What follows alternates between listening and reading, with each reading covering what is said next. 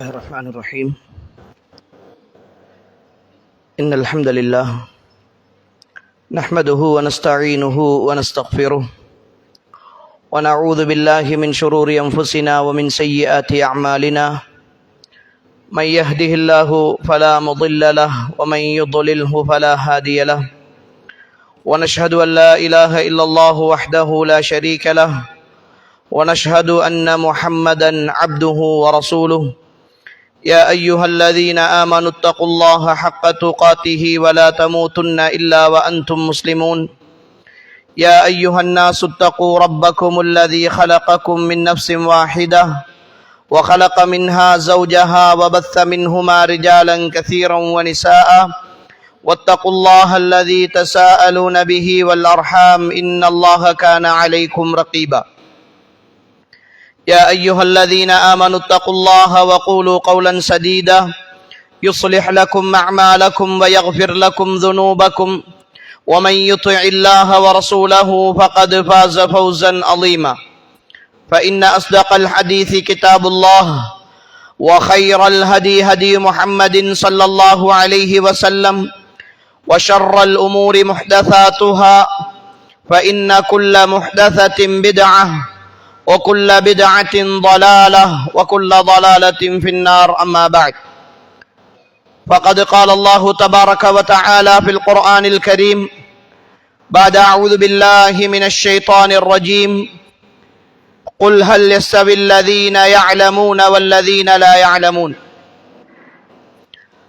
அளவற்ற அருளாளனும் நிகரற்ற அன்பாளனுமாகிய எல்லாம் வல்ல அல்லாஹுக்கே புகழ் அனைத்தும். அல்ஹம்துலில்லாஹ். அவன் தனித்தவன், இணைதுணையற்றவன். அவன் யாரையும் பெறவும் இல்லை, யாராலும் பெறப்படவும் இல்லை. அவனுக்கு நிகராக யாருமே இல்லை என்று சான்று பகர்ந்தவனாக ஸலவாத்தும் சலாமும் சாந்தியும் சமாதானமும் எம் உயிரிலும் மேலான தலைவர் ஈருலக வழிகாட்டி முஹம்மது முஸ்தபா ஸல்லல்லாஹு அலைஹி வஸல்லம் அவர்கள் மீதும் அவர்களுடைய குடும்பத்தார்கள், தோழர்கள், நம் அனைவர்கள் மீதும் என்றென்றும் உண்டாகட்டும் என்று அல்லாஹுவை வேண்டியவனாக அல்லாஹுடைய மாளிகையில் அல்லாஹுடைய மார்க்கத்தில் இருந்து ஒரு சில விஷயங்களை தெரிந்து கொள்ள வேண்டும் என்கிற நல்லெண்ணத்தோடு, ஆர்வத்தோடு, ஆசையோடு இங்கு வந்து அமர்ந்திருக்கிற என் இனிய ஈமானிய மாணவ மாணவிகளே, அல்லாஹுவினுடைய நல்லடியார்களே, உங்களின் மீதும் என் மீதும் படைத்தவனாகிய அல்லாஹுவின் அன்பும் கருணையும் பாசமும் என்றென்றும் உண்டாகட்டும் என்று ஆரம்பமாக அவனை பிரார்த்தித்துக் கொண்டவனாக இன்றைய தினம் எமது கல்வியின் ஊடாக அல்லாஹுவை நெருங்குவோம் என்கிற ஒரு தலைப்பு எனக்கு வழங்கப்பட்டிருக்கிறது. இன்றைய கால சூழலில் மிக முக்கியமாக பேசப்பட வேண்டிய அல்லது நானும் நீங்களும் தெரிந்திருக்க வேண்டிய ஒரு தலைப்பு இந்த தலைப்பு. ஏனென்றால் இன்றைய கால சூழல் கல்வி உச்சத்தை தொட்டிருக்கிற ஒரு காலத்தில் நாம் வாழ்ந்து கொண்டிருக்கிறோம். தொழில்நுட்பங்கள், கண்டுபிடிப்புகள், ஆராய்ச்சிகள், ஆய்வுகள் என்று சொல்லி மனிதன் அவனுடைய நிலையையும் தாண்டி யோசித்துக் கொண்டிருக்கிற ஒரு கால சூழலில் வாழ்ந்து கொண்டிருக்கிறோம். எந்த தகவலையும் எந்த நொடியிலும் பெற்றுக்கொள்ளக்கூடிய, உலகத்தின் எந்த மூலையில் நடக்கிற ஒரு நிகழ்வையும் அதே நொடியில் அதே தரத்தில் இருந்து பார்க்கக்கூடிய, எல்லா விஷயங்களையும் தெள்ளத் தெளிவாக அறிந்து கொள்ளக்கூடிய, இன்னும் இருக்கிற காலங்களில் எப்படி எப்படியெல்லாம் உலகம் மாறப்போகிறது என்று மனிதன் கற்பனை செய்து பேசுகிற அளவுக்கான அறிவியல் வளர்ச்சி ஒரு கட்டத்தில் உச்சத்தில் இருந்து கொண்டிருக்கிறது, மறுக்க முடியாது. ஒவ்வொரு பிரதேசத்தையும் எடுத்துக்கொண்டால் கடந்த காலங்களில் இருந்த கல்வி சூழலை விட எல்லாம் மாறிப்போய் இருக்கிறது. கல்விக்காக செலவழிக்கிற செலவினங்கள் அதிகரித்திருக்கின்றன. ஒவ்வொரு குடும்பத்திலும் இருக்கிற பெற்றோர் பிள்ளைகளை படிப்பிக்க வேண்டும் என்பதற்காக எடுக்கிற முயற்சிகளின் வீதமும் அதிகரித்திருக்கிறது. பாடசாலைகள் அதிகரித்திருக்கின்றன, பகுதி நேர கல்வி நிலையங்கள் அதிகரித்திருக்கின்றன. வீட்டிலே இருக்கிற பிள்ளைகள் அவர்களுடைய நேரங்களில் பெரும்பாலானதை விரும்பியோ விரும்பாமலோ படிக்கிறோம் என்ற பெயரிலே செலவழித்துக் கொண்டிருக்கிற ஒரு சூழல் இப்படி கல்விக்கான முயற்சிகளும் வளர்ச்சிகளும் அதிகரித்துக் கொண்டு போகிற இதே உலகத்தில் தான் இன்னும் ஒரு பக்கம் ஒழுக்க சீர்கேடுகளும் பண்பாட்டு வீழ்ச்சியும் மிக மோசமான அநாகரிக செயற்பாடுகளும் அரங்கேறிக் கொண்டிருக்கின்றன. எங்களுக்கு தெரியும், அண்மையில் இந்த நாட்டினுடைய பெண்கள் மகளிர் விவகார அமைச்சர் ஒரு அறிக்கையை வெளியிட்டிருந்தார். இலங்கையிலே இருக்கிற பாடசாலைகளில் கல்வி கற்றுக் கொண்டிருக்கிற மாணவிகள் கற்பமுறுகிற வீதம் இலங்கையில் அதிகரித்துக் கொண்டு செல்கிறது. எனவே இதனை தடை செய்வதற்கு முன்னர் அல்லது இதற்கான நடவடிக்கைகளை எடுப்பதற்கு முன்னர் பிறக்கிற குழந்தைகளின் பிறப்பு சான்றிதழில் இருந்து தந்தையினுடைய பெயரை மாத்திரம் பதிவு செய்கிற சட்டத்தை மாற்ற வேண்டும் என்கிற ஒரு சட்ட மூலம் சமர்ப்பிக்கப்பட்டு அதற்கான வாத பிரதிவாதங்கள் நடந்து கொண்டிருக்கிற ஒரு சூழலில், கல்வி உச்சத்தில் இருக்கிற ஒரு சமுதாயத்தில், கல்வி வளர்ந்திருக்கிற ஒரு சூழலில் இப்படியான பண்பாட்டு வீழ்ச்சிகளும் மோசமான சிந்தனைகளும் ஏன் ஏற்பட வேண்டும் என்கிற ஒரு கேள்வி. இன்னும் ஒரு பக்கம் போதை பாவனை என்று எடுத்துக்கொண்டால், பாடசாலை மட்டத்தில் கல்வி கற்கின்ற, பல்கலைக்கழகங்களில் படித்துக் கொண்டிருக்கிற அல்லது உயர் கல்வியிலே இருக்கின்ற தரத்திலே இருப்பவர்கள் கூட இதற்கு அடிமையாகி இருக்கிறார்கள், அதன் விற்பனையாளர்களாக பாவனையாளர்களாக மாறி இருக்கிறார்கள் என்று உலகம் சொல்லிக் கொண்டிருக்கிறது. இன்னும் ஒரு பக்கம் கொலை, கொள்ளை, எல்லா மோசமான காரியங்களிலும் படித்தவர்களும் கல்வியோடு சம்பந்தப்பட்டவர்களும் ஈடுபட்டுக் கொண்டிருக்கிறார்கள் என்கிற ஒரு மனோநிலை வளர்ந்து கொண்டிருக்கிறது. அப்படி என்றால் கல்வி வளர்ந்து கொண்டே செல்கிறது, கல்விக்கான செலவினங்கள் உயர்ந்து கொண்டே செல்கின்றன, அதற்கான முயற்சிகளும் அதிகரித்துக் கொண்டே செல்கிறது. கல்வியை வரைவிலக்கணப்படுத்துகிற கல்வியலாளர்கள், கல்வி என்பது ஒரு மனிதனுடைய வாழ்க்கையில் இடம்பெற வேண்டுமாக இருந்தால் அவனுடைய அறிவு, திறன், மனப்பாங்கு விருத்தி அடைய வேண்டும் என்று சொல்கிறார்கள். கல்வியை வரைவிலக்கணப்படுத்துகிற பொழுது ஒருவரிடத்தில் கல்வி இடம்பெற்றிருக்கிறது என்றால் அறிவு வளர்ந்திருக்க வேண்டும், இரண்டாவது அவருடைய திறமைகளில் வளர்ச்சி கண்டிருக்க வேண்டும், மூன்றாவது மனப்பாங்கு விருத்தி அடைந்திருக்க வேண்டும். இந்த மூன்றும் ஒரு சேர நிகழ்வதுதான் கல்வி என்று சொல்லுவார்கள். அன்புக்குரிய மாணவர்களே, இன்றைய கால சூழலில் அறிவு வளர்ச்சி அடைந்திருக்கிறது. சாதாரணமாக புலமை பரிசில் பரீட்சைக்கு தோற்றுகிற ஒரு மாணவன் செய்கிற, ஒரு மாணவி செய்கிற பயிற்சிகளை பாடசாலையில் வேறு பாடங்கள் கற்பிக்கின்ற ஆசிரியர்கள் செய்ய முடிவதில்லை. அல்லது ஒரு கல்வி நிலையிலே இருக்கிற ஒருவரிடத்திலே அல்லது உங்களுடைய தந்தைமார் தாய்மாரிடத்திலே கொண்டு போய் கொடுத்தால் அந்த கணக்கை செய்ய மாட்டார்கள், அந்த பொது அறிவு கேள்விகளுக்கு விடை சொல்ல மாட்டார்கள், அந்த நுண்ணறிவு விஷயங்களை தீர்த்து வைக்க மாட்டார்கள். ஆனால் அறிவு வளர்ச்சி அடைந்திருக்கிறது, நிறைய திறமைகள் வளர்ச்சி அடைந்திருக்கின்றன. மாணவர்கள் மாணவிகள் எந்த ஒரு விஷயத்தை கொடுத்தாலும் திறமையாக செய்கிறார்கள். ஒரு மன்றம், ஒரு நிகழ்வு, ஒரு பங்கன், ஒரு விழா, ஒரு விளையாட்டு, எதை எடுத்துக்கொண்டாலும் மாணவ மாணவிகள் முன்னணியில் நிற்கிறார்கள், திறன் வளர்ச்சி அடைந்திருக்கிறது. ஆனால் மனப்பாங்கு விருத்தி என்று சொல்கிற ஒரு விஷயத்தில் தான் இன்றைய கல்வி சூழல்களும் கல்வியலாளர்களும் தோற்று போயிருக்கிற ஒரு விஷயத்தை நாம் முழுமையாக அவதானிக்க கூடியதாக இருக்கிறது. என் அன்புக்குரிய மாணவ செல்வங்களே, நாம் படிக்க வேண்டும், கல்வி கற்க வேண்டும். இதை இந்த உலகமும் வலியுறுத்துகிறது. அதற்கு மேலாக நாம் ஏற்றுக்கொண்டிருக்கிற இஸ்லாமும் வலியுறுத்துகிறது. நாம் கொண்டிருக்கிற இந்த கொள்கை, அல்லாஹுடைய தீன், அல்லாஹுடைய மார்க்கம் எங்களுக்கு சொல்லி தருகிற அடிப்படையான விஷயம், யார்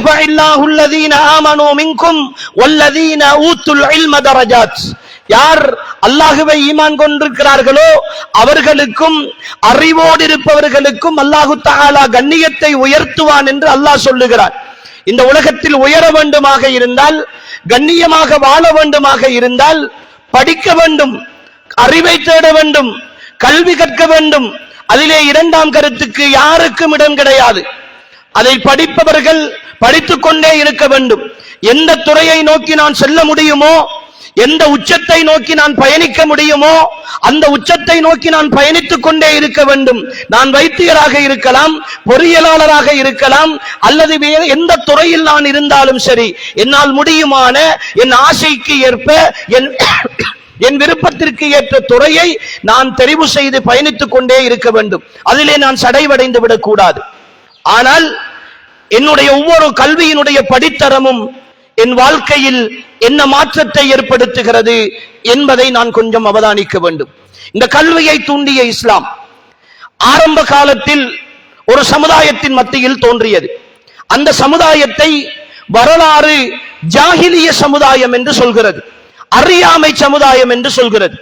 அந்த சமுதாயத்திடத்தில் நிறைய செல்வங்கள் இருந்தன, நிறைய தொழிலாளர்கள் இருந்தார்கள், நல்ல சில பழக்க வழக்கங்கள் இருந்தன. ஆனால் பண்பாட்டு ரீதியான வீழ்ச்சி அந்த சமுதாயத்தில் இருந்தது. பெண்களுக்கான மரியாதை அந்த சமுதாயத்தில் கிடையாது, ஒற்றுமை கிடையாது, ஒருவருக்கொருவர் விட்டுக் கொடுக்கிற மனோநிலை கிடையாது, புரிந்துணர்வு கிடையாது, மன்னிக்கின்ற பழக்கம் கிடையாது. இப்படியான சில பண்பாட்டு வீழ்ச்சிகளோடு இருந்து கொண்டு அல்லாஹ்வை வணங்காமல் மற்றவர்களை வணங்கிக் கொண்டிருந்த ஒரு சமுதாயத்தின் மத்தியில் முதலாக அந்த சமுதாயத்தை சீர் செய்வதற்கு அல்லாஹ் இறக்கிய வசனம் எது தெரியுமா? இக்ரா, நீங்கள் வாசியுங்கள், தேடுங்கள், படியுங்கள், ஆய்வு செய்யுங்கள், நிறைய விஷயங்களை நீங்கள் சேகரித்துக் கொள்ளுங்கள் என்கிற விஷயத்தை தான் அல்லாஹ் இறக்கினார். அந்த வார்த்தையின் ஊடாகத்தான் அந்த சமுதாயம் வரலாற்றில் எப்படி பேசப்பட்டது, இந்த உலகத்தில் அவர்களை விட மோசமான சமுதாயம் இல்லை என்று பேசப்பட்ட சமுதாயம் இந்த உலகத்தில் அவர்களை விட சிறந்த சமுதாயம் இல்லை என்று சொல்லுகிற அளவுக்கு மிக சிறந்த சமுதாயமாக மாறியது. காரணம், இந்த இக்ரா என்று சொல்லுகிற கல்வியினூடாகத்தான் ஒரு சமூக மாற்றத்தை ஏற்படுத்த முடியும் என்பதை அல்லாஹுடைய தூதருக்கு அல்லாஹு தஆலா உணர்த்தினார். அன்புக்குரிய மாணவ செல்வங்களே, இதே கல்வியைத்தான் நாமும் கற்றுக்கொண்டிருக்கிறோம். ஆனால் இன்றைய கால சூழலிலும் அதே ஐயாமுல் ஜாஹிலியாவுடைய பண்புகள் எங்களிடத்தில் இருக்கிறதா இல்லையா? அப்படி என்றால் இந்த கல்வியினால் எங்களிடத்தில் என்ன மாற்றம் வந்திருக்கிறது என்பதை நாம் ஒவ்வொருவரும் மிக தெளிவாக சிந்திக்க வேண்டிய, ஆய்வு செய்ய வேண்டிய, அல்லது நாம் யோசிக்க வேண்டிய ஒரு கட்டத்தில் இருக்கிறோம். நிறைய விஷயங்களை தொட்டுக்காட்டி பேச வேண்டிய ஒரு தலைப்பு இந்த தலைப்பு. அல்லாஹுவை நெருங்குவதன் ஊடாகத்தான் என்னுடைய கல்வி பயனளிக்கும் என்கிற விஷயத்தில் அன்புக்குரிய மாணவ செல்வங்களை நாம் புரிந்து கொள்ள வேண்டிய முதலாவது விஷயம், நான் ஏன் அல்லாஹுவை நெருங்க வேண்டும்? நான் படிக்கிறேன், என்னுடைய கல்வியை தொடர்வதற்கு எனக்கு பெற்றோர் உதவி செய்கிறார்கள், நல்ல பாடசாலை இருக்கிறது, கற்பிப்பதற்கு நல்ல ஆசிரியர்கள் இருக்கிறார்கள், எனக்கு செலவு செய்வதற்கு ஒரு சமுதாயம் இருக்கிறது. நான் படித்து ஒரு நல்ல நிலைக்கு வந்தால் நான் பல்கலைக்கழகத்திற்கு போவேன், அங்கிருந்து ஒரு நல்ல நிலைக்கு நான் வந்தால் ஒரு தொழிலை நான் தேடிக்கொள்வேன், நிறைய சம்பாதிப்பேன், இந்த உலகத்தில் வாகனங்கள் வாங்குவேன், வீடு கட்டுவேன், வசதியோடு நான் வாழுவேன், சந்தோஷமாக இருப்பேன். இப்படி இருக்கிற பொழுது என்னுடைய கல்வி எனக்கு வாழ்க்கையின் வெற்றிக்கு உதவி செய்கிறது. அப்படி என்றால் நான் ஏன் அல்லாஹ்வோடு இருக்க வேண்டும்? எதற்காக எனக்கு அல்லாஹ்? நான் நன்றாக படித்தால் எல்லாவற்றையும் சாதித்து விடலாம் தானே, எல்லாவற்றையும் செய்து விடலாம் தானே. நான் நன்றாக, அப்படித்தானே எங்களுக்கு சொல்லப்படுகிறது. இன்றைய சடவாத உலகம் எங்களுடைய உள்ளத்தில் ஊட்டி இருக்கிற விஷயம் அதுதானே. நீ படி, நன்றாக படித்தால் சந்தோஷமாக வாழலாம், நன்றாக படித்தால் நீ நல்ல பதவி எடுக்கலாம், நன்றாக படித்தால் நீ கௌரவமாக இருக்கலாம் என்கிற ஒரு வாசகத்தை சொல்லித்தான் இன்றைய உலகத்தில் கல்வி தூண்டப்படுகிறது. நல்ல விஷயம், நான் இதையெல்லாம் இல்லை என்று சொல்லவில்லை. ஆனால் ஈமான் உள்ள எங்களை போன்ற சமுதாயத்தில் இந்த விஷயம் மட்டும் போதுமா? இப்படி கல்வியிலே உயர்ந்து போய் நல்ல நிலையிலே இருக்கிறார்கள் பலர். அவர்கள் எல்லாம் அல்லாஹுவோடு தொடர்பாக இருக்கிறவர்களா? பள்ளிக்கு வராத, பள்ளி பக்கமே வராத, அல்லாஹுவை பற்றியே தெரியாத பல முஸ்லிம் சகோதரர்கள் கல்வியிலே உயர்ந்து நல்ல வசதி வாய்ப்புகளோடு இருக்கிறார்கள். அப்படி இருக்கிற பொழுது நான் எதற்காக இந்த பருவத்தில் அல்லாஹுவை பற்றி யோசிக்க வேண்டும், அல்லாஹுவோடு நெருங்குகிற ஒரு கல்வியை தேட வேண்டும் என்று நீங்கள் யோசித்தீர்கள் என்றால், அன்புக்குரிய மாணவ மாணவிகளே, முதலாவது நாம் எங்களுடைய ஈமானிய அடிப்படையை சீர் செய்ய வேண்டிய ஒரு கட்டத்தில் இருக்கிறோம்.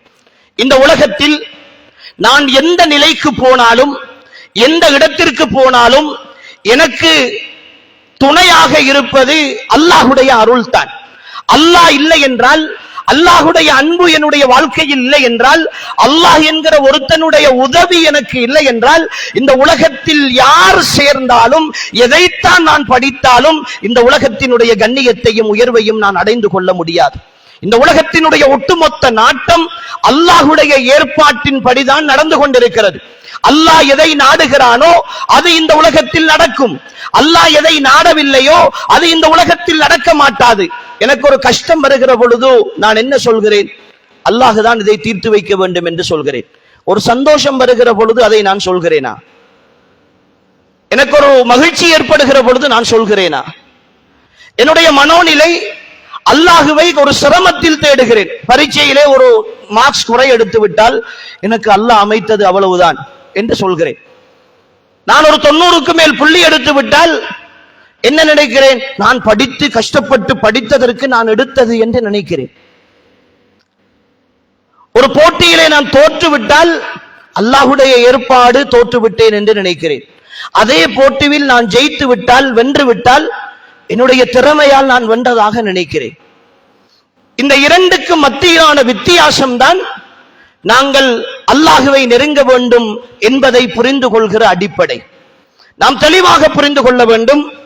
இந்த உலகத்தில் எனக்கு கிடைக்கிற வெற்றியாக இருந்தாலும் தோல்வியாக இருந்தாலும், மகிழ்ச்சியாக இருந்தாலும் துக்கமாக இருந்தாலும், என்னுடைய வாழ்க்கையில் ஏற்படுகிற என்ன மாற்றங்களாக இருந்தாலும், அல்லாஹுடைய ஏற்பாடு இல்லாமல் என்னுடைய வாழ்க்கையில் எதுவும் நடக்க மாட்டாது. என்னுடைய கல்வியால் மட்டும் இந்த உலகத்தில் நான் உயர்ந்து போக முடியாது. என் கல்வியால் நான் உயர வேண்டுமாக இருந்தால் இந்த உலகத்தில் எனக்கு அல்லாஹுடைய நாட்டம் வேண்டும். அது மட்டுமல்ல, ஒரு முஃமினை பொறுத்தவரை, ஒரு முஸ்லிமை பொறுத்தவரை இந்த உலகம் மட்டும் அவனுடைய இலக்கு கிடையாது. இந்த உலகத்தில் சந்தோஷமாக வாழ வேண்டும், இந்த உலகத்தில் ஆடம்பரமாக இருக்க வேண்டும், இந்த உலகத்தில் வெற்றி பெற வேண்டும் என்கிற இலக்கு ஒரு முஸ்லிமுக்கு இருக்கக்கூடாது. எங்களுடைய வாழ்க்கையினுடைய ஒட்டுமொத்த இலக்கு மறுமையை நோக்கியதாக இருக்க வேண்டும். நான் இந்த உலக வாழ்க்கையை முடித்து விட போகிறவன். இந்த உலக வாழ்க்கையில் ஏதோ ஒரு கட்டத்தில் என்னுடைய பயணம் முடிந்துவிடும். அதற்கு பிறகு என்னுடைய மறுமை என்ற ஒரு பயணம் இருக்கிறது. அந்த பயணத்தில் எனக்கு ஒட்டுமொத்த துணையாக இருப்பது அல்லாஹுவை தவிர வேறு யாரும் இல்லை என்கிற அந்த நம்பிக்கை தான் ஒரு முஃமினுடைய வாழ்க்கையில், எங்களுடைய வாழ்க்கையில் மிக முக்கியமான ஒரு அம்சம். எனவேதான் எங்களுடைய கல்வி அல்லாஹுக்கு பொருத்தமான கல்வியாக, அல்லாஹுவை நெருங்கக்கூடிய விஷயமாக இருக்கிற பொழுதுதான் இந்த இரண்டு வாழ்க்கையிலும் எங்களுக்கு வெற்றி கிடைக்கும். எனவேதான் கல்வியால் நாம் அல்லாஹுவை நெருங்க வேண்டும் என்கிற விஷயத்தில் கூடுதலாக நாம் கவனம் செலுத்துகிறோம். அன்புக்குரிய மாணவ மாணவிகளே, எங்களுடைய கற்கின்ற கல்வி நிறைய விஷயங்களை ஒவ்வொரு நாளும் படிக்கிறோம், நிறைய தேடுகிறோம், நிறைய விஷயங்களை ஆசிரியைகள் அறிவுரைகளாக சொல்லுகிறார்கள். எங்களிடத்தில் என்ன விதமான மாற்றம் வந்திருக்கிறது? பெற்றோரை மதிக்க வேண்டும் என்று சொல்கிறார்கள். பெற்றோருக்கு மரியாதை செய்வது, அவர்களை கண்ணியப்படுத்துவது ஒழுக்கமான விஷயம் என்று சொல்கிறார்கள். நாங்கள் அப்படி எங்களுடைய பெற்றோரோடு நடந்து கொள்கிறோமா? எங்களுடைய பெற்றோரோடு நாங்கள் அப்படி நடந்து கொள்கிறோமா? நிறைய விஷயங்களை படித்தும் பெற்றோருக்கு எதிராக நாம் செயற்படக்கூடாது என்று தெரிந்தும் உம்மாவுக்கும் பாப்பாவுக்கும் ஏசுகிற ஒரு மனோநிலை தான் எனக்கு இருக்கிறது என்றால், அவர்கள் செய்கிற பொழுது அதற்கு, அவர்கள் சொல்லுகிற பொழுது அதற்கு மாறு செய்கிற மனோநிலை தான் எனக்கு இருக்கிறது என்றால், நான் எப்படி இதை புரிந்து கொள்வது? எப்படி இதை தெரிந்து கொள்வது? நான் படிக்கிறேன், என்னுடைய மனச்சாட்சிக்கு தெரியும் உம்மா அப்பாவுக்கு கட்டுப்பட வேண்டும் என்று தெரியாதவர்கள் யாரும் இங்கு இருக்கிறோமா? யாராவது வாப்பா உம்மாவுடைய பேச்சை கேட்கக்கூடாது என்று சொல்பவர்கள் இங்கு இருக்கிறோமா? எல்லோரும் ஒருமித்த கருத்திலே இருப்போம், பெற்றோருக்கு மரியாதை செய்ய வேண்டும். பேச சொன்னால் இங்கிருக்கிற ஒரு மாணவியை எழுப்பி பெற்றோருக்கு மரியாதை செய்தல் என்ற தலைப்பில் ஒரு 5 நிமிடம் பேசுங்கள் என்றால் மிக தெளிவாக பேசுவோம். ஆனால் அதே மாணவி வீட்டுக்கு போகிற பொழுது உம்மா ஏதாவது ஒன்றை சொல்லிவிட்டால் எரிந்து விழுகிற, கோபப்படுகிற, உம்மாவுக்கு ஏசுகிற, உம்மாவை முறைத்து பார்க்கிற மாணவியாக அந்த மாணவி இருப்பாள். அப்படி என்றால் ஏன் அந்த கல்வி எங்களுடைய மனதில் இடம்பெறவில்லை? நாம் படிக்கிற விஷயத்தை அமுல்படுத்துகிற அந்த மாற்றம் ஏன் என்னுடைய உள்ளத்தில் வரவில்லை? ஆசிரியர்களை மரியாதை செய்ய வேண்டும். ஆசிரியர்களோடு நாம் இப்படி நடந்து கொள்ள வேண்டும், ஆசிரியர்களை கண்ணியப்படுத்த வேண்டும் என்கிற விஷயம் எல்லாம் சின்ன வயசில் இருந்து ஊட்டி ஊட்டி வளர்க்கப்பட்ட விஷயங்கள். ஆனால் பாடசாலைகளில் கற்பிக்கின்ற ஆசிரியர்களுக்கு உரிய மரியாதையை கொடுக்கிறோமா என்று கேட்டால் நிச்சயமாக அந்த மரியாதை கொடுக்கப்படுதல் என்பது மிக குறைவாக இருக்கிறது. இன்னும் ஒரு பக்கம் அந்நிய ஆண்கள் பெண்களுக்கான உறவு தொடர்பு என்பது இந்த மார்க்கத்தில் வரையறை செய்யப்பட்டிருக்கிறது, இந்த நாட்டினுடைய சட்டத்தில் வரையறை செய்யப்பட்டிருக்கிறது. நாங்கள் இன்று சர்வ சாதாரணமாக ஒரு 6ஆம் ஆண்டு 7ஆம் ஆண்டு 8ஆம் ஆண்டு படிக்கிற மாணவ மாணவிகள் சாதாரணமாக காதல் என்ற பெயரிலே இன்னொருவரோடு பழகி கொண்டிருக்கிற ஒரு சூழலை பார்க்கிறோம். தனிமையில் சந்திப்பதற்கு வாய்ப்பு கிடைத்தால் சந்திக்கிறார்கள், அன்பளிப்புகள் பரிமாறிக்கொள்கிறார்கள், இரவு நேரங்களிலே கையடக்க தொலைபேசிகள் ஊடாக தங்களுடைய உணர்வுகளை பரிமாறிக்கொள்கிறார்கள், கண்களாலும் காதுகளாலும் மூக்குகளாலும் செய்கை செய்து தங்களுடைய அன்பை வளர்த்துக் கொள்கிறார்கள். இப்படி வளர்ந்து போகிற இந்த சூழல் இன்று அதனுடைய அடுத்த கட்டம் மாறி, நான் ஆரம்பத்திலே இந்த நாட்டினுடைய அமைச்சர் சொன்னதை போல மிக மோசமான விளைவுகளை சமுதாயத்தில் ஏற்படுத்தி கொண்டிருக்கிறது. ஆனால் எங்களுக்கு தெரியும், இந்த செயலை செய்கிற யாருமே இதை நியாயப்படுத்தி கொண்டு, இது ஹலால் என்று சொல்லிக் கொண்டு, இதில் மார்க்கத்தில் தடையில்லை என்று சொல்லிக் கொண்டு செய்பவர்கள் கிடையாது. எல்லோருக்கும் நாம் செய்வது தவறு என்று தெரியும். இரவு உம்மாவுக்கும் பாப்பாவுக்கும் தெரியாமல் பெட்ஷீட்டை மூடிக்கொண்டு போனை எடுத்து ரகசியமாக வைத்துக் கொண்டு வாட்ஸ்அப்பிலே மெசேஜ் பண்ணுகிற, இன்ஸ்டாகிராமிலே மெசேஜ் பண்ணுகிற, டிக்டாக்கிலே தொடர்பு கொள்கிற, மெசஞ்சரிலே கோல் எடுக்கிற ஒவ்வொரு சகோதரிக்கும் தெரியும் நாம் ஒரு பெரும்பாவத்தை செய்கிறோம், ஒரு பெரிய தவறை செய்கிறோம் என்று தெரியும். ஏனென்றால் அவர்கள் அந்த வளர்ந்த சூழல் கொடுத்த அறிவு மனச்சாட்சி அவர்களோடு பேசும், நிச்சயமாக பேசும், யாரும் இல்லை என்று சொல்ல முடியாது, அவர்களோடு பேசும். நாம் செய்கிற தவறு பெரும் தவறு, அது தவறு இல்லை என்று தெரிந்திருந்தால் உம்மாவுக்கும் பாப்பாவுக்கும் ஒளித்திருக்க மாட்டார்கள், நானாவுக்கும் தங்கச்சிக்கும் தெரியாமல் பார்த்திருக்க மாட்டார்கள், மெசேஜ் பண்ணுவது பொழுது வாட்ஸ்அப்பிலே லொக்செட்டிலே போட்டு வைத்திருக்க மாட்டார்கள், அல்லது கிளியர் செட் பண்ணிவிட்டு அதை வைத்திருக்க மாட்டார்கள். எதுவும் தெரியாமல் இங்கு வந்து பேசவில்லை, கிளியர் செட் பண்ண மாட்டார்கள். வளமையான வாட்ஸ்அப்பை தாண்டி பி வாட்ஸ்அப் ஜி வாட்ஸ்அப் என்று சொல்லி வேறு பேர்களிலே வாட்ஸ்அப் யூஸ் பண்ண மாட்டார்கள்.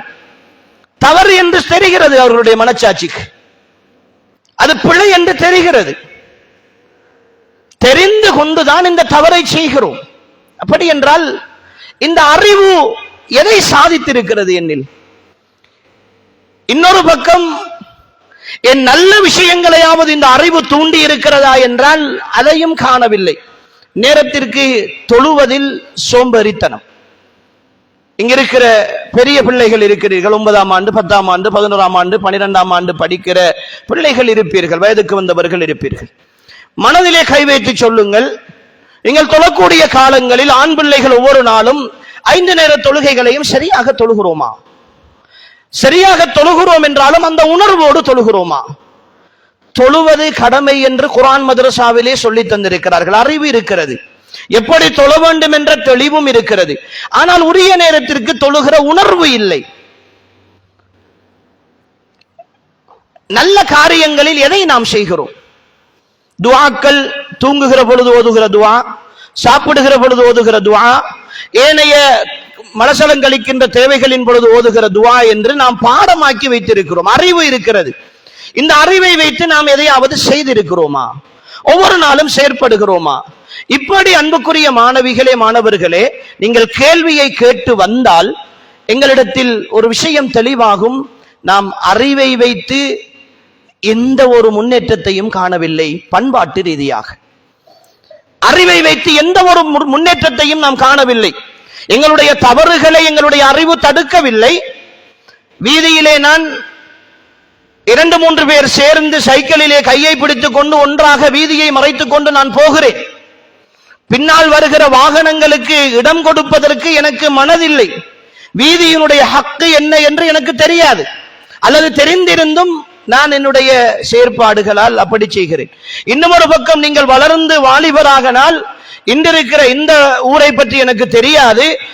நிறைய ஊர்களுக்கு போனால் இருக்கிற பிரச்சினை, சட்டதிட்டங்களை மீறி வேகமாக பைக் ஓடுகிற வாலிபர்கள், வேகமாக வாகனங்கள் செலுத்துகிற வாலிபர்கள், அவர்களால் அவர்களுக்கும் பிரச்சினை, வீதிகளிலே வருகிற அடுத்தவர்களுக்கும் பிரச்சினை, வீட்டிலே இருக்கிற பெற்றோருக்கும் பிரச்சினை என்று சொல்லி மிகப்பெரிய சிக்கல். ஹெல்மெட்டும் போடுவது கிடையாது, லைசனும் கிடையாது.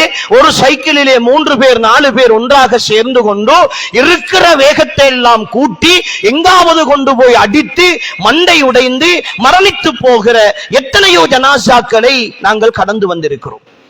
ஒவ்வொரு குத்துபாக்களிலும் அதை நினைவூட்டி இருக்கிறோம். தெரிகிறது. நேற்று ஒரு சகோதரரை பற்றி, கடந்த வெள்ளிக்கிழமை ஒரு சகோதரரை பற்றி சொன்னார்கள். ஒரு ஊரிலே அவர் ஏற்கனவே ஒருவரோடு போய் வேகமாக பைசிக்கிளிலே போய் அந்த பைசிக்கல் விபத்திலே, மோட்டார் சைக்கிள் விபத்திலே அவரோடு பயணித்து போன ஒரு சகோதரர் மௌத்தாகி இருக்கிறார். 2 நண்பர்கள், ஒரு நண்பர் மௌத்தாகி இருக்கிறார். இவருக்கு இந்த கழுத்தினுடைய நரம்பு உடைந்திருக்கிறது. நீண்ட நாட்கள் வைத்தியசாலையிலே இருந்து இன்னும் தலையை நிமிர்த்த முடியவில்லை. ஆனால் தலையை கெளுத்தி வைத்துக் கொண்டு அதே வேகத்தில் ஓடிக்கொண்டிருக்கிறார். எந்த வேகத்தில் போய் முட்டி மரணித்தார்களோ அதே வேகத்தில், அதே ரோட்டில், அதே வேகத்திலே இவரும் ஓடிக்கொண்டிருக்கிறார். இவர் உன்னால் உள்ளவனை பழி கொடுத்து அவருடைய கழுத்தும் உடைந்து இன்னும் படிப்பினை பெறவில்லை என்றால் இந்த சமுதாயத்தில் நாம் எங்கு இருக்கிறோம்? என்ன மனோநிலையோடு இருக்கிறோம்? எங்களுடைய படிப்பும் கல்வியும் அல்லாஹ்வை நோக்கி எங்களை அழைத்து செல்லாத வரைக்கும் அன்புக்குரிய மாணவ மாணவிகளே, இந்த பண்பாடுகளில் எந்த மாற்றமும் வரமாட்டாது, எந்த மாற்றமும் வரமாட்டாது.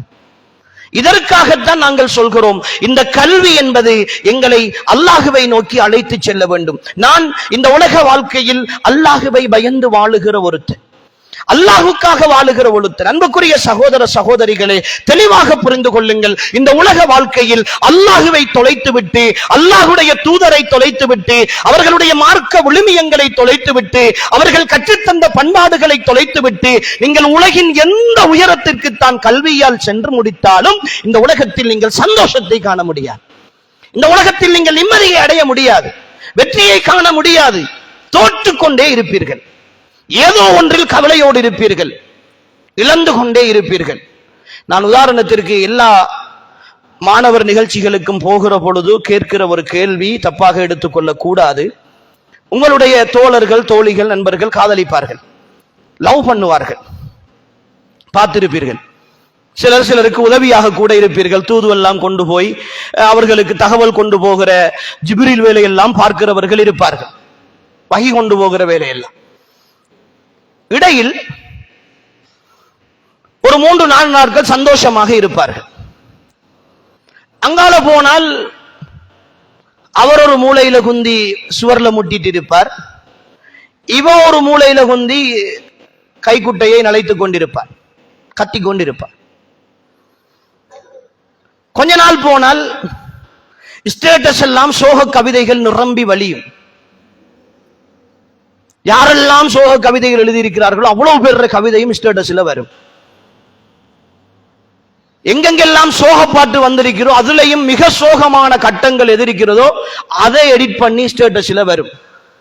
அதுக்கு எங்க இன்ஸ்டாகிராம்ல என்ன பேஜ் இருக்கிறது, டிக்டாக்ல என்ன பேஜ் இருக்கிறது என்று தேடி அதெல்லாம் வரும். இந்த சீரழிவை பார்க்கலான்னு நாம கொஞ்சம் பேர் அதை பிளாக் பண்ணி போட்டு போவோம். இப்படி ஒரு சூழல் ஏற்படுகிற பொழுது நான் கேட்கிற ஒரு கேள்வி, 2 பேர் விரும்புவது எதற்காக? 2 பேர் விரும்புவது எதற்காக? சந்தோஷமாக இருக்க வேண்டும், மனதுக்கு பிடித்தவரோடு வாழ வேண்டும், மனதுக்கு பிடித்த வாழ்க்கையை தேட வேண்டும் என்றெல்லாம் தத்துவம் பேசிக்கொண்டுதானே விரும்புவது. நீ இல்லை என்றால் நான் இல்லை, அது இல்லை என்றால் இது இல்லை, நீ கடல் போல நான் அலை போல, நீ மணல் போல நான் மண் போல என்றெல்லாம் பேசிக்கொண்டுதான் இந்த இடத்திற்கு வருகிறோம். வந்து ஒரு கட்டத்தில் இந்த சோக கவிதை, சோக பாடல், சோக விஷயங்கள், கண்ணீரும் கம்பளையுமாக இருக்கிற ஒரு வாழ்க்கை என்றால், சுருக்கமாக ஒரு 2 வருடங்கள் 2 பேர் விரும்புகிறார்கள் என்று வைத்துக் கொள்ளுங்கள்.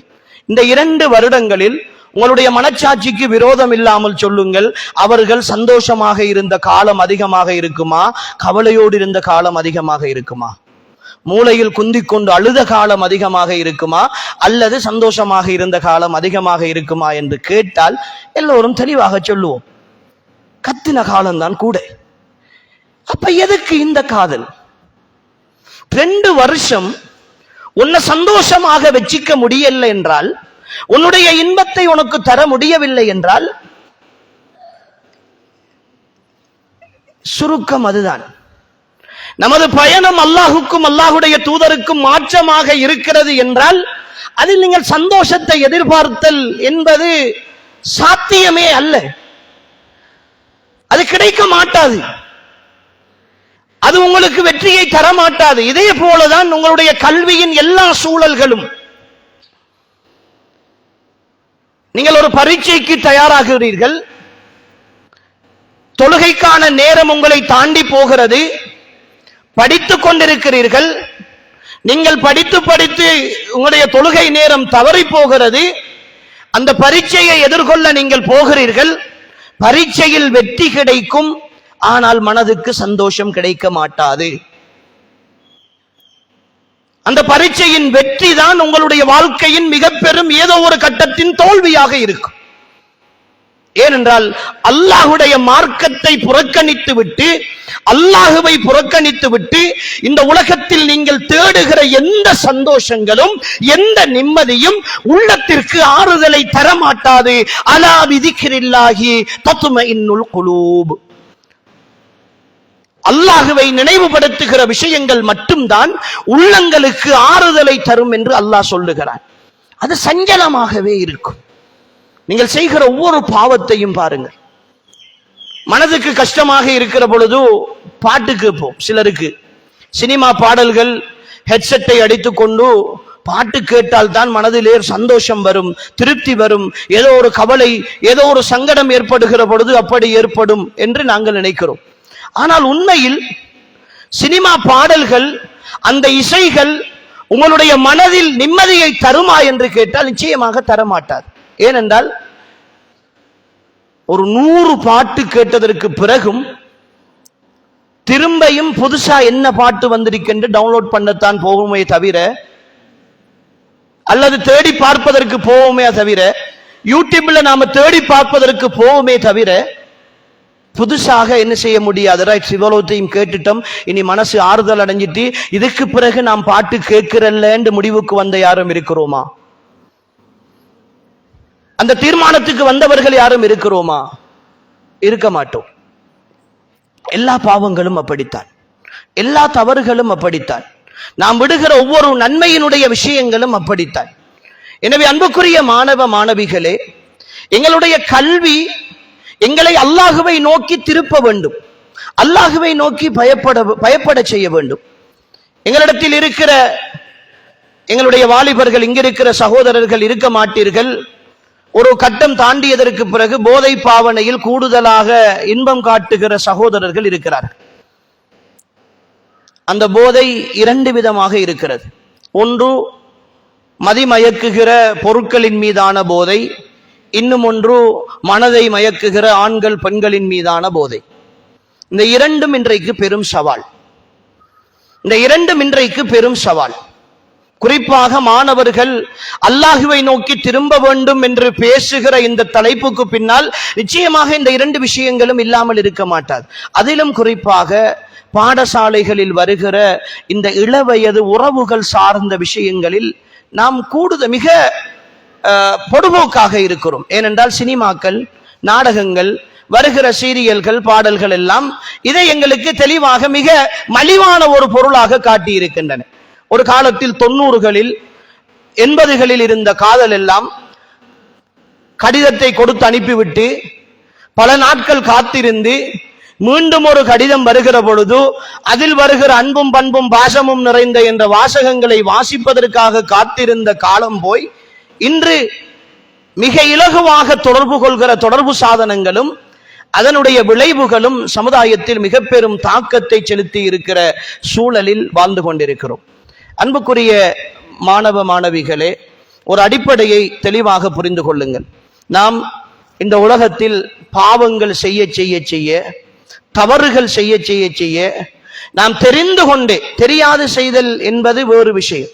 இதை தவறு என்று தெரிந்து அந்த அறிவோடு நாம் செய்து கொண்டிருக்க இருக்க நிச்சயமாக நாம் இந்த உலகத்தில் நஷ்டத்தை நோக்கித்தான் சென்று கொண்டிருப்போம்.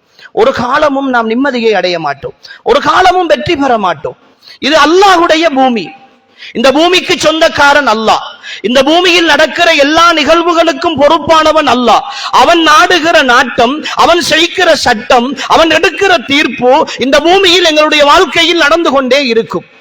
உங்களுடைய பாடசாலைக்கு ஒரு அதிபர் இருப்பார், அந்த பாடசாலைக்கு ஒரு சட்டம் இருக்கும். அந்த சட்டத்தை மீறி அதிபருக்கு முன்னாலேயே நீங்கள் வேண்டுமென்றே செயற்பட்டால் எப்பொழுதாவது அந்த அதிபர் உங்களை நேசித்து உங்களுக்கு விரும்பியதை செய்து தருவாரா அல்லது உங்களை தண்டிப்பாரா? இந்த உலகத்தினுடைய நிர்வாகம் அப்படி இருக்கிற பொழுது என் வாழ்க்கைக்கு தேவையான எல்லாவற்றையும் எனக்கு செய்து தந்தவன் அல்லாஹ். என் பார்வை, என் கேள்வி, என் உடல் அமைப்புகள், என் அழகு, என்னுடைய விஷயங்கள் எல்லாவற்றுக்கும் சொந்தக்காரன் அல்லாஹ். அல்லாஹ்வுடைய நியாமத்துக்களை தான் ஒட்டுமொத்தமாக நான் அனுபவித்துக் கொண்டிருக்கிறேன். என்னுடைய வாழ்க்கையில் என் பெற்றோரை விட, என் குடும்பத்தை விட, என்னுடைய உலகத்தில் என்னை வளர்த்தெடுத்த என் தாய் தந்தையர்களை விட என் மீது மிக இரக்கமுள்ள ரஹ்மானாக, ரப்பாக அல்லாஹ் இருக்கிறான் என்று நம்பிக்கொண்டிருக்கிற நான் அந்த சந்தோஷத்திற்காக அவன் தந்த இன்பத்தோடு இந்த உலகத்தில் வாழ்ந்து கொண்டிருக்கிற பொழுது அவன் என்னை 24 மணி நேரமும் எந்த இடத்திற்கு நான் போனாலும், எந்த நிலையில் நான் இருந்தாலும் என்னை என் ரப்பு பார்த்துக் கொண்டே இருக்கிறான், என்னை அவதானித்துக் கொண்டே இருக்கிறான் என்று நம்புகிற நான் அவனுக்கு தொடராக மாறு செய்கிற பொழுது அவனுடைய நியமத்துக்களை எனக்கு அவன் தருவானா என்று நீங்கள் ஒரு கேள்வியை கேட்டு பார்த்தால், அன்புக்குரிய சகோதர சகோதரிகளே, நிச்சயமாக இந்த வாழ்க்கையில் நாம் செய்து கொண்டிருக்கிற நிறைய தவறுகள் இந்த அறிவினூடாக அல்லாஹுவை நெருங்காமல் இருப்பதனுடைய விபரீதத்தை நாம் புரிய முடியும். இப்படி யோசித்து பார்ப்போம். நான் ஒரு தொழுகையை விடுகிறேன், ஒரு நேர தொழுகையை நான் விடுகிறேன், மகரிபு தொழுகை அல்லது இஷா தொழுகை, சுபஹு தொழுகை தொழாமல் காலையிலே நான் பாடசாலைக்கு போவதற்கு எழும்புகிற பொழுது அல்லாஹ்வுடைய நியதி, காலையிலே நான் எழும்புகிற பொழுது அந்த சுபஹு தொழுகாததற்குரிய தண்டனையாக என்னுடைய கண் பார்வை பறிக்கப்படுவது அல்லாஹ்வுடைய நியதியாக இருந்திருந்தால், பார்வை தெரியாத ஒரு குருடனாக அல்லது பார்வை தெரியாத ஒரு பெண்ணாக நான் விழித்தெழுவதுதான் அல்லாஹ்வுடைய நியதியாக இருந்திருந்தால் நாம் தொழாமல் விட்டிருப்போமா? கண் பார்வை இல்லாமல் நான் வீதியிலே நடமாடி திரிவதை கொஞ்சம் கண்மூடி கற்பனை செய்து பாருங்கள். அழகை ரசிக்க முடியாத, எதையும் உணர முடியாத, இன்னொருவருடைய உதவி இல்லாமல் நான் செல்ல முடியாத ஒரு வாழ்க்கையை கற்பனை செய்து பாருங்கள். இப்படித்தான் நான் இரவின் தனிமையில் என் ரப்பு என்னை பார்த்து கொண்டிருக்கிற பொழுது, என் ரப்பு என்னை பார்த்து கொண்டிருக்கிற பொழுது என் உம்மா பார்க்கவில்லை, வாப்பா பார்க்கவில்லை, நானாமார் பார்க்கவில்லை, ராத்தாமார் பார்க்கவில்லை, ஏனைய சகோதரிகள் பார்க்கவில்லை, என் வீட்டிலே இருக்கிற ஒரு சின்ன பிள்ளை கூட என்னை பார்த்து விடக் கூடாது என்று எல்லோரும் தூங்கியதற்கு பிறகு அல்லது என்னுடைய தனி அறைக்கு சென்று கதவை மூடிவிட்டு எல்லோரும் என்னை பார்க்கவில்லை என்று நான் கன்ஃபார்ம் பண்ணியதற்கு பின்னால் நான் ஒரு வீடியோ கால் எடுத்து அல்லது நான் ஒரு வாட்ஸ்அப்பிலே கால் எடுத்து அல்லது நான் என்னுடைய வாட்ஸ்அப் சட்டிலே நான் பேசிக்கொண்டிருக்கிறேன், இன்னொரு அந்நிய ஆணோடு பேசிக்கொண்டிருக்கிறேன். என் புத்தியை பயன்படுத்தி எல்லா மறைக்கிற காரியங்களையும் நான் செய்கிறேன். ஆனால் அது தவறு என்று எனக்கு தெரியும். நான் ஆரம்பத்திலே சொன்னதை போல தவறு என்று தெரியாமல் இருந்திருந்தால் நான் இத்தனை பாதுகாப்பு ஏற்பாடுகள் செய்திருக்க மாட்டேன். எல்லா ஏற்பாடுகளையும் செய்து கொண்டு அல்லாஹ் பார்த்து கொண்டிருக்கிறான் என்ற ஒரு பயம் இல்லாமல் நான் செய்கிற பொழுது ஒருவேளை வெற்றையெல்லாம் பார்த்து பார்த்து பார்த்து அல்லாஹ் சகித்து விட்டு ஒரு கட்டத்தில் என் மூளைக்கு வருகிற ஒரே ஒரு நரம்பினுடைய இரத்த ஓட்டத்தை அல்லாஹ் தடுத்து விட்டால், நாளை காலை எழும்புகிற பொழுது ஒரு பைத்தியக்காரனாக, ஒரு பைத்தியக்காரியாக நான் எழும்பியிருப்பேன். என் வீடு என்னை மதிக்காது, என் பாடசாலை என்னை கணக்கெடுக்காது, இந்த வீதிகளில் அழுக்கு ஆடைகளோடு யாருமே கவனிப்பாரற்ற நிலையில் நான் எழுவது அல்லாஹுடைய நியதியாக இருந்திருந்தால் உங்களுடைய காதலர்களால் எதை செய்துவிட முடியும்? தொடர்ந்து விரும்புவார்கள் என்று நினைக்கிறீர்களா? அல்லது இந்த உறவு நிலைக்கும் என்று நினைக்கிறீர்களா?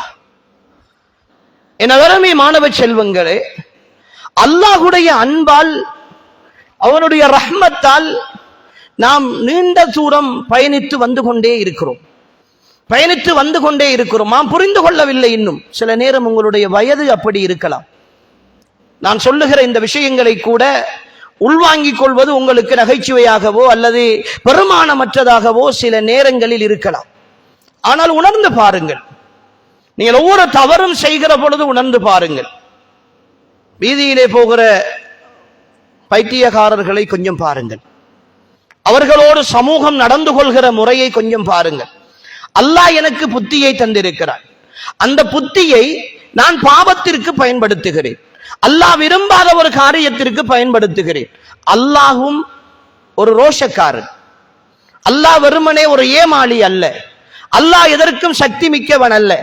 ஒரு பாடசாலையினுடைய அதிபர் அவருக்கு எதிராக அவருக்கு கண்முன்னே நான் ஏதாவது செய்கிற பொழுது அதை கண்டும் காணாதவராக எல்லா காலமும் இருக்க மாட்டார்.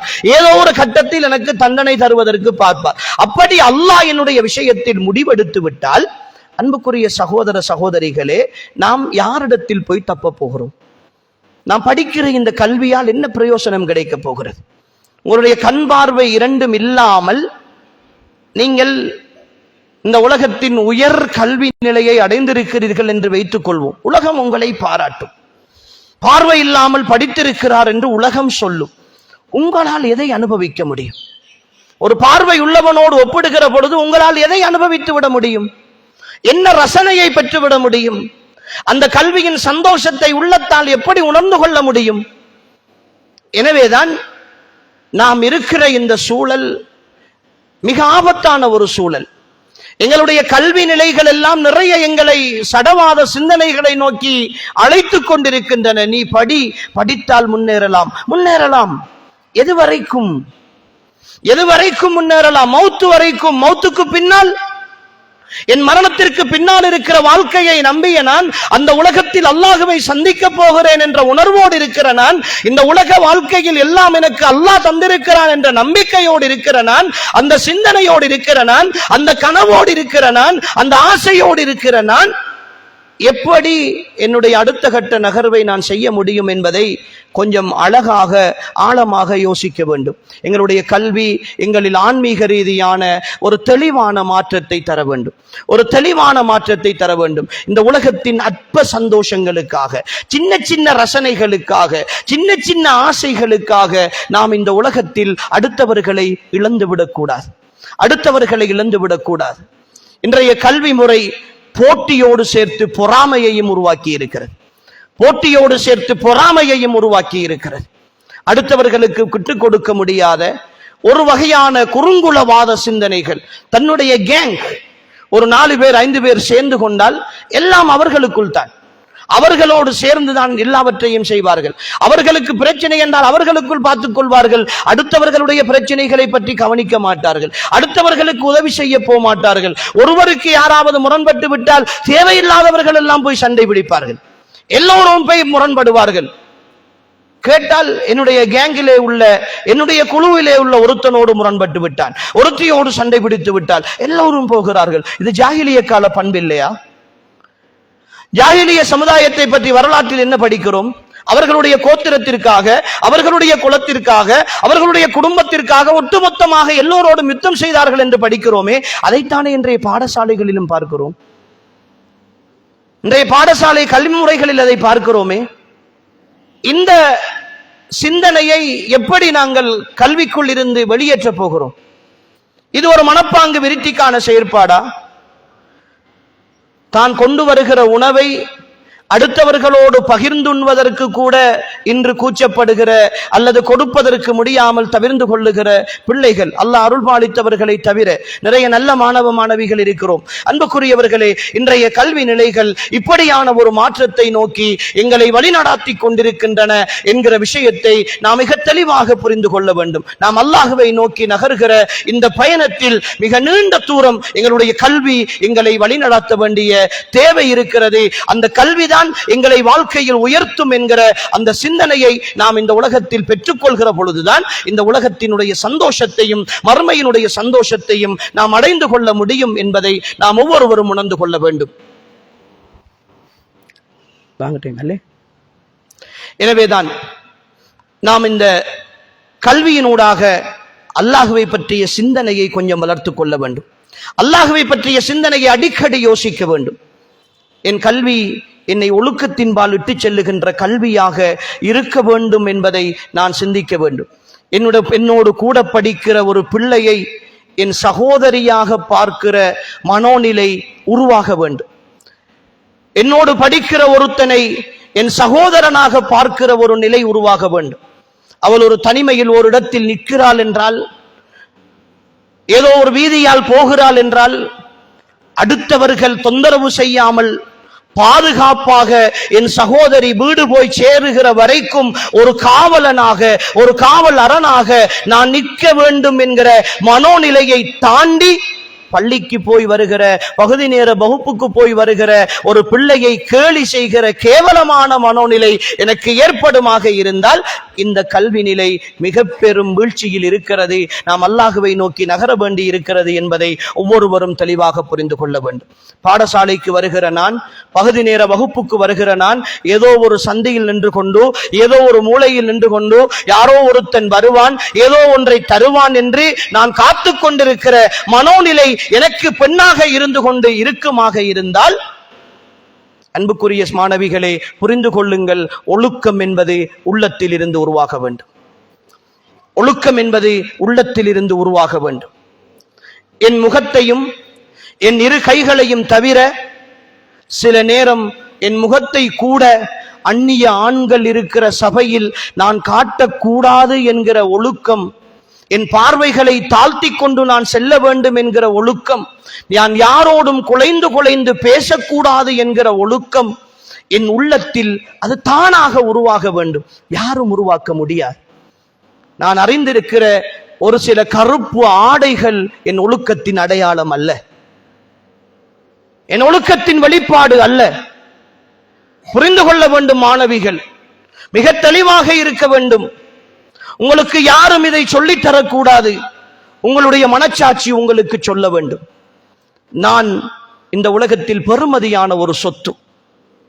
கண்டவர்கள் எல்லாம் கையாடல் செய்வதற்கு வீதியில் கிடக்கிற ஒரு கல் அல்ல. நான் கண்ணாடிக்குள் வைத்து பாதுகாக்கப்படுகின்ற ஒரு மாணிக்கம். எனவே என்னை விலை உயர்ந்தவர்கள், எனக்கு சொந்தமானவர்கள் மட்டும்தான் என்னை கையாடல் செய்யலாம், என்னை தொட்டு பேசலாம், என்னை ரசிக்கலாம். அடுத்தவர்கள் எல்லாம், கண்டவர்கள் திண்டவர்கள் எல்லாம் என்னை ரசித்து விட்டு போகிறவதற்கு நான் அவ்வளவு கேவலமான ஒரு பொருள் அல்ல என்பதை ஒவ்வொரு சகோதரியும் இந்த சின்ன வயசில் நீங்கள் உணர வேண்டும். அந்த பெருமதியை நீங்கள் உங்களுடைய பெருமதியை உணர வேண்டும். உணராத வரைக்கும் இப்படியான செயற்பாடுகளை தடுக்க முடியாது. அன்புக்குரிய மாணவிகளே, மாணவர்களே, இந்த உணர்வு எங்களுடைய உள்ளத்தில் வர வேண்டுமாக இருந்தால் முதலாவதாக நாம் அல்லாஹுவையும் அல்லாஹுடைய தூதரையும் உயிரை விட மேலாக நேசிக்க வேண்டும். அல்லாஹுவையும் அல்லாஹுடைய தூதரையும் உயிரை விட மேலாக நேசிக்க வேண்டும். நான் யாருக்காகவும் எதற்காகவும் அல்லாஹுடைய விஷயத்தில் குறை செய்து விட மாட்டேன் என்கிற உணர்வு உங்களுடைய உள்ளத்தில் ஆழமாக பதிகிற பொழுதுதான் உங்களால் இந்த உலகத்தில் அடுத்தவர்களுடைய சின்ன சின்ன ஆசைகளுக்கு மயங்காத ஒரு சூழ்நிலை ஏற்படும்.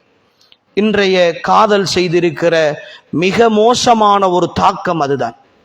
நான் அடிக்கடி சொல்வதுண்டு, இன்றைய காதல் எங்களை ஒரு வகையான இணை வைப்பை நோக்கி நகர்த்தி இருக்கிறது. ஷிர்க்கை பற்றி படித்திருப்பீர்கள். சிலை வணக்கம், மற்றவர்களுடைய தெய்வங்களுக்கு முன்னால் போய் நின்று கும்பிடுதல், குறி கேட்க போதல், சாஸ்திரம் பார்த்தல், அல்லாஹ் அல்லாதவர்களை வணங்குதல் எல்லாம் ஷிர்க் என்று நாங்கள் படித்திருப்போம். ஆனால் இன்றைய காதலும் ஒரு வகையான இணை வைப்பு தான். இணை வைப்பினுடைய வரைவிலக்கணம் அல்லாஹ் அல்லாத ஒன்றை அல்லாஹுடைய இடத்தில் வைத்தல் இணை வைப்பு. அல்லாஹ் ஹலாலாக்கிய ஒன்றை அல்லாஹ் அல்லாதவர்களுக்காக ஹராமாக்குதல் இணை வைப்பு. அல்லாஹ் ஹராமாக்கிய ஒன்றை அல்லாஹ் அல்லாதவர்களுக்காக ஹலாலாக்குதல் இணை வைப்பு. என் சகோதரி இன்னொருத்தனை விரும்புகிறார். நாளைக்கு அவருடைய பர்த்டே.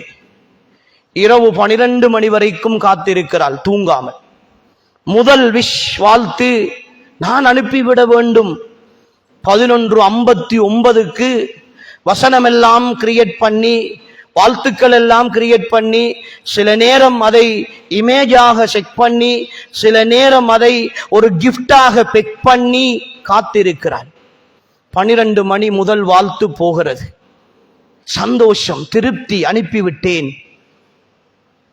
ஆனால் இங்கு புரியவில்லை, நேசம் அல்லாஹுக்காக இருக்க வேண்டும். அல்லாஹ் சொல்லுகிற முறைப்படி இருக்க வேண்டும். வல்லதீன ஆமனு அஷத்து ஹுப்பன் லில்லாஹ். ஈமான் கொண்டவர்கள், நீங்கள் ஈமானோடு இருந்தால் மிக கடுமையாக அல்லாஹுவை நேசிக்க வேண்டும். அல்லாஹுடைய இடத்தில் யாரையும் நேசிக்க கூடாது. அல்லாஹுவை நேசித்தல் என்றால் என்ன? அல்லாஹுடைய கட்டளைகளுக்கு, அல்லாஹுடைய மார்க்கம் தடை செய்த விடயங்களுக்கு பிறகுதான் அடுத்தவர்கள். அப்படித்தான் அல்லாஹுடைய நேசம். அன்புக்குரிய சகோதரிகளே, சகோதரர்களே, இன்னொரு ஆணையோ பெண்ணையோ நான் பர்த்டே கொண்டாடுதல் ஹராம் என்று சொல்லுகிறவன் நான். அதற்கு வாழ்த்து சொல்லுதல் ஹராம், அது அந்நிய கலாச்சாரம் என்று சொல்பவர்கள் நாம். அந்த அந்நிய கலாச்சாரத்தை தான் விரும்புகிற ஒருத்தனுக்காக ஹலாலாக்கி கொண்டு அவனுடைய திருப்திக்காக வாழ்த்து சொல்ல போகிறோம், அவனுடைய திருப்திக்காக வாழ்த்து சொல்ல போகிறோம் என்று நாம் பார்த்தால் எங்கு கொண்டு போய் எங்களை சேர்க்கிறது?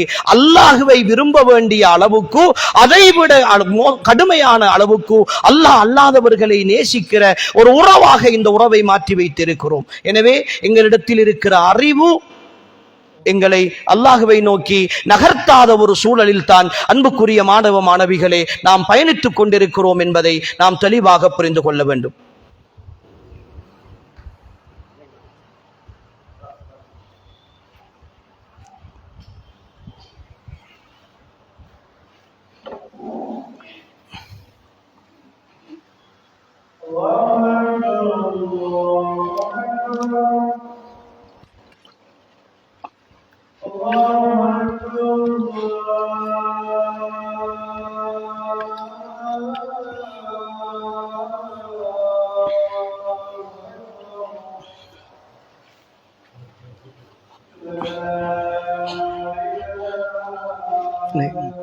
எத்தனை முடிக்கிறேன்?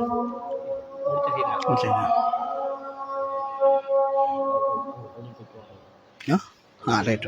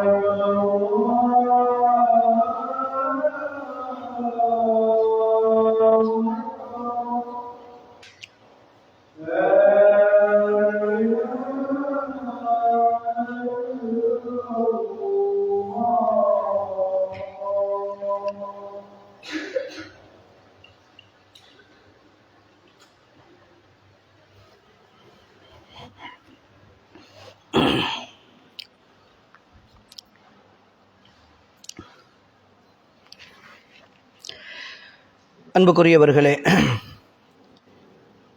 நாம் கற்கின்ற காலங்களில் இரண்டாவது புரிந்து கொள்ள வேண்டிய மிக முக்கியமான விஷயம், நாம் செய்கிற சின்ன சின்ன தவறுகள், பாவங்கள், தெரிந்து கொண்டே அல்லாஹுக்கு மாற்றமாக நடக்கிற நடைமுறைகள் எல்லாம் இந்த உலகத்தில் அதனுடைய பிரதிபலிப்புகள் இல்லாமல் இருக்காது என்பதை நாம் நம்ப வேண்டும்.